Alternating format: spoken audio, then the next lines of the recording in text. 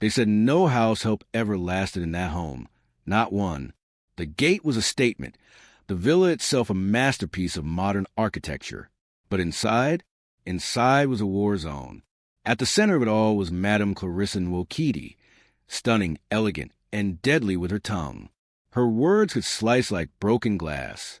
She slapped without warning, criticized without mercy, and could leave you bleeding inside without ever touching you.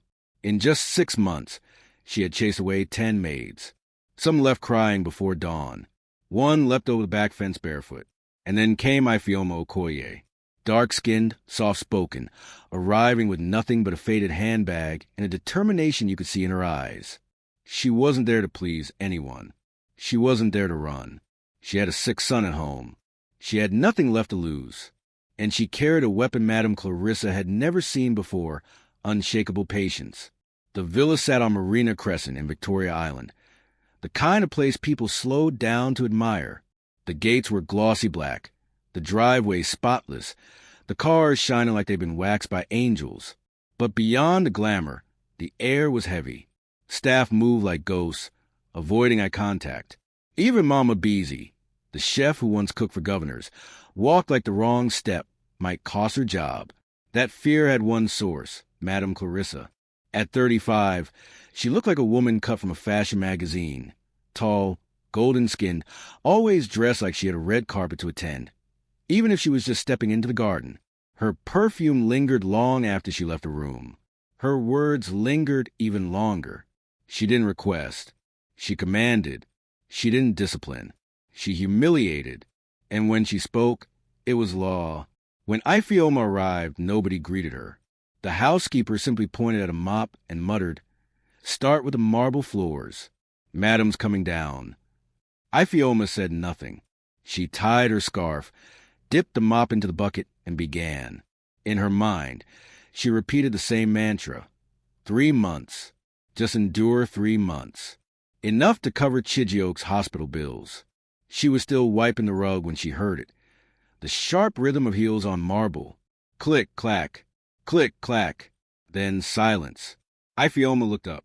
There stood Madame Clarissa, wrapped in a wine silk robe, cradling a cup of tea like royalty. She scanned Ifeoma from head to toe, glanced at the bucket, and without a word, kicked it over.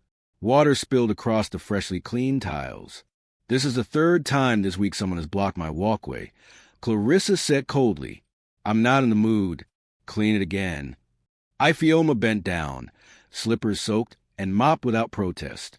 From the hallway, someone whispered, "She won't last."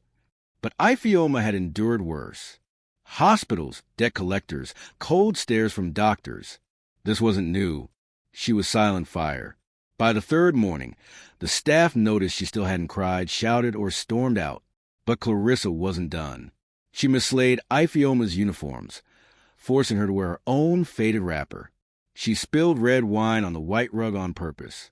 She accused her of breaking things she hadn't touched. Still, no reaction. Ifeoma just cleaned and kept moving. Even Chief Emeka Nwokedi, Clarissa's wealthy oil magnate husband, began to notice. One evening, he asked quietly, "Why is that girl still here? Most have quit." Clarissa smirked. She's still useful. But deep down, something about Ifeoma's calm made her uneasy. One rainy Saturday morning, Ifeoma caught sight of something unexpected. Clarissa, sitting barefoot on the marble floor, silk scarf slipping, mascara smudged. She looked human. When Clarissa finally noticed her, she asked, almost sharply, "Why do you stay?" "For my son," Ifeoma said. "He needs surgery. This job pays more than most." "You're not afraid of me?" "I was afraid of life once. But when you've held your child's hand in a hospital ward, fear changes shape." Clarissa didn't reply. For the first time, she let Ifeoma sit beside her without telling her to leave. A week later, Clarissa surprised everyone. She handed Ifeoma 20,000 Nigerian nairas for transport and told her to visit her son. When Ifeoma returned from the hospital, Clarissa gave her even more, 50,000 Nigerian nairas for her son's medication.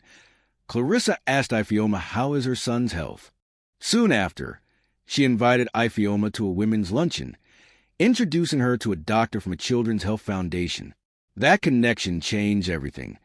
The foundation agreed to sponsor Chijioke's surgery. Months later, the boy returned home healthy. The entire household celebrated under the mango tree. Clarissa, in a soft pink gown, handed him a storybook and said, "Call me Annie Clarissa." Chief Emeka shook Ifeoma's hand. "You've brought peace to my home," he said. And in that moment, Ifeoma realized she had come to clean floors, but ended up cleaning something far greater. The air, the fear, the pain, the worry. She stayed when everyone else ran. And because she stayed, the house and its mistress were never the same again. Thanks for tuning in to this tale. I'd love to hear what you think. Drop your reflections in the comment section below.